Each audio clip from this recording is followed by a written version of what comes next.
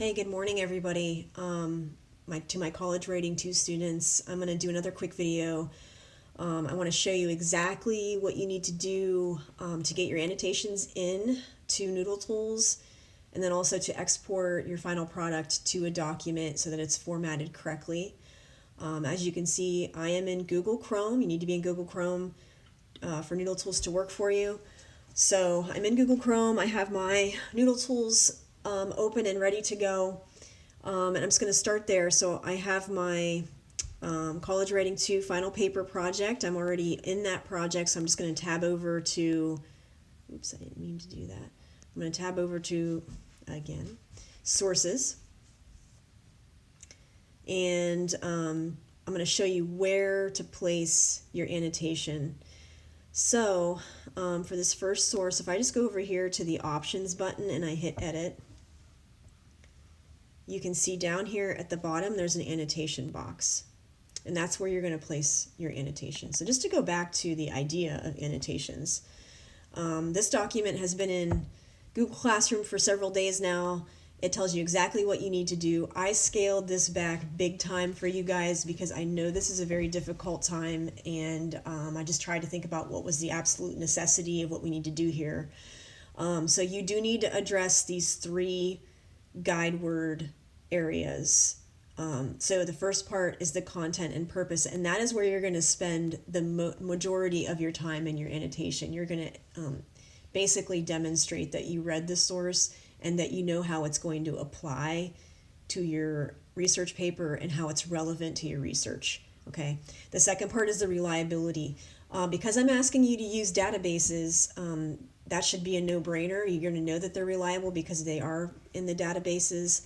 However, you can have up to one, for this assignment, you can have up to one web source, and then if that's the case, you're really going to have to tell me how you know it's reliable, right? It can't be a blog. It can't be something that has ads all over it. It needs to be a reliable piece of research. So if, for example, if you got it on Google Scholar or you got it from a major news outlet, we're probably okay.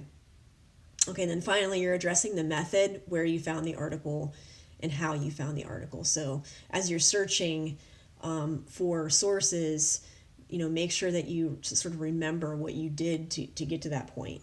Okay, so I'm going to use this as the example. I want to grab my annotation here. So again, make sure you're typing your annotations in Google Docs or in Notability or somewhere other than Noodle Tools, because Noodle Tools is notoriously unstable, meaning it will sort of reload every once in a while and then students will lose their work. So please use something else to actually type out your annotations. Try to keep them organized so you know exactly what source you're referencing. And then once you have that annotation, you can go back to Noodle Tools and you're just going to simply paste it into this box. There it is. Okay. Then you hit your save button here at the top and you'll have that annotation there. Okay. You'll see it show up just like this. I'm just going to go ahead and add the same annotation because I want to give you an idea of what this looks like. I'm going to save that. And so the next part of this is once you have 6 sources in Noodle Tools and you've annotated all 6 of them, and by the way, I scaled that way back. I usually have students do 10 to 12 of these. So I'm only asking you to do 6. I'm hoping that you find 6 really good sources. Once you have these in here, you need to export this to docs in a very specific way. I'm going to show you that now. So I'm going to hit the print export button. I'm going to go to docs. And what it should do is generate a whole new document. Yep, here it comes. Okay, so here it is. This is exactly what it should look like. Do you notice how it's indented in MLA format? Your annotation is just attached directly to each of these sources. It's double spaced. The other thing I'm going to do immediately is I'm going to change the title to Annotated Bibliography. Now you can also change the font if you don't care for the Times New Roman. You can change it to Arial if you prefer. And this document is the one that you are going to turn in to turnitin.com. Okay, so this is the document that you need to turn in for this assignment.